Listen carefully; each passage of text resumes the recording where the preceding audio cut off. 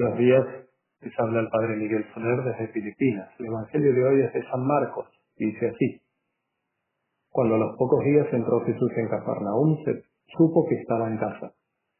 Acudieron tantos que no quedaba sitio ni a la puerta, y les proponía la palabra. Y vinieron trayéndole un paralítico llevado entre cuatro. Y como no podían presentárselo por el gentío, levantaron la techumbre encima de donde él estaba, abrieron un boquete y descolgaron la camilla donde yacía el paralítico. Viendo Jesús la fe que tenían, le dice al paralítico: Hijo, tus pecados te son perdonados. Unos escribas que estaban allí sentados pensaban para sus adentros: ¿por qué habla este así? Blasfema. ¿Quién puede perdonar pecados, sino solo uno, Dios? Jesús se dio cuenta enseguida de lo que pensaban y les dijo: ¿por qué pensáis eso? ¿Que es más fácil decir al paralítico: tus pecados te son perdonados? O decir: levántate, coge la camilla y echa a andar. Pues para que veáis que el Hijo del Hombre tiene autoridad en la tierra para perdonar pecados, dice al paralítico: te digo, levántate, coge tu camilla y vete a tu casa. Se levantó, cogió inmediatamente la camilla y salió a la vista de todos.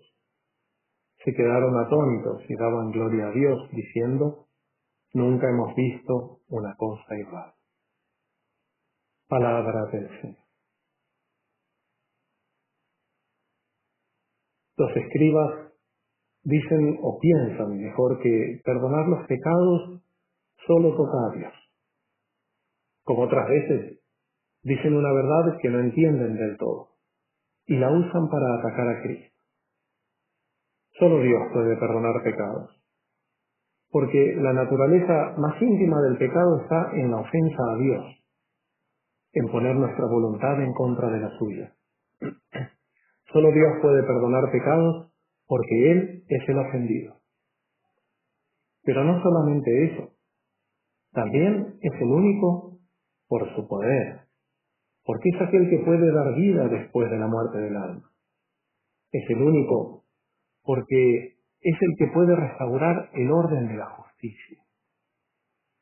Los hombres perdonamos ofensas, pero solo Dios perdona pecados.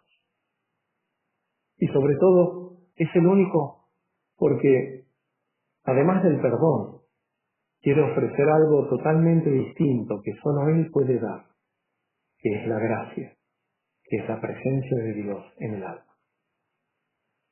Es decir, el perdón de Dios, revelado en Cristo, es más que el solo acto suyo de cambiar su voluntad con respecto al pecador, si tuviéramos que decir que Él es como nosotros.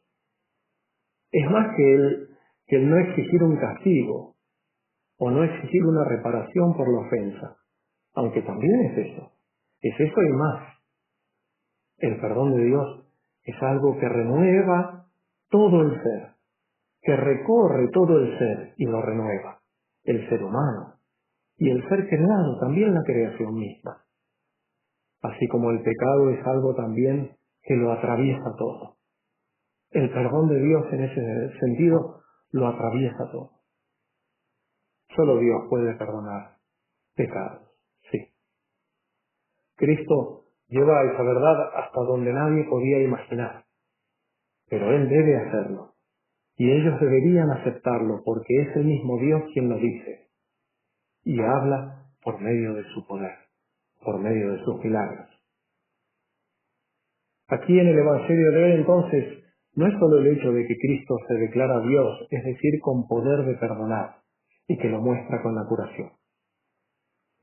Cristo va mostrando con sus milagros, no solo que Él es Dios que puede perdonar pecados, sino que también va mostrando qué es el pecado, del que toda dolencia y mal es consecuencia, y va mostrando también qué es el perdón de Dios. Los múltiples efectos en el alma del perdón de Dios están así significados con los milagros de Cristo que nos relatan los evangelios.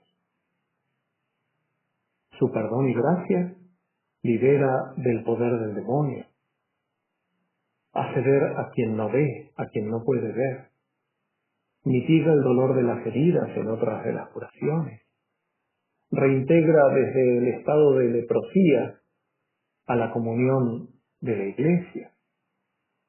Su perdón detiene la lenta hemorragia del pecado venial. Hace caminar a quien no puede moverse ni salir de su lecho de pecado. Su perdón incluso resucita a quien está muerto. Así, Cristo va enseñando también algo importantísimo. Y es como toda esa salud que trae consigo, que Él trae consigo, salud del cuerpo y esa salud del alma significada por medio de las curaciones del cuerpo, como toda esa salud está relacionada con su presencia, con su cuerpo, con su naturaleza humana, con su encarnación. Solo Dios puede perdonar pecados, pero aquí está Dios encarnado para hacerlo. Entonces, el perdón de Dios no es un acto de su voluntad que permanece allá, es una acción creadora, es una acción que cumple con toda justicia, que acepta para su Hijo todo el castigo, que repara y paga toda la deuda, y sobre todo, que se manifiesta con su presencia y con ella nos da la certeza de ese mismo perdón divino. Por eso el perdón de Dios está en relación necesaria con su encarnación. Y por eso también requiere, para llegar a cada uno de nosotros, de esa extensión de la encarnación que son los sacramentos. Aquellos que creen que reciben el perdón directamente o lo suponen, ¿cuántos a veces dicen, no, yo me confieso con Dios? ¿No? Desconocen y niegan el sentido de la encarnación. Además de mostrar que no tienen idea de qué es el pecado, ni de cómo es el perdón de Dios. Solo Dios puede perdonar pecados. Solo Él puede decirnos cómo. Eso es lo que los maestros de la ley no quisieron reconocer. Pero Dios en Cristo nos lo ha dicho. Y en su muerte nos ha mostrado el precio que le ha costado. Que María Santísima nos conceda ser siempre agradecidos de ese precio que Él pagó y del amor que Él nos mostró.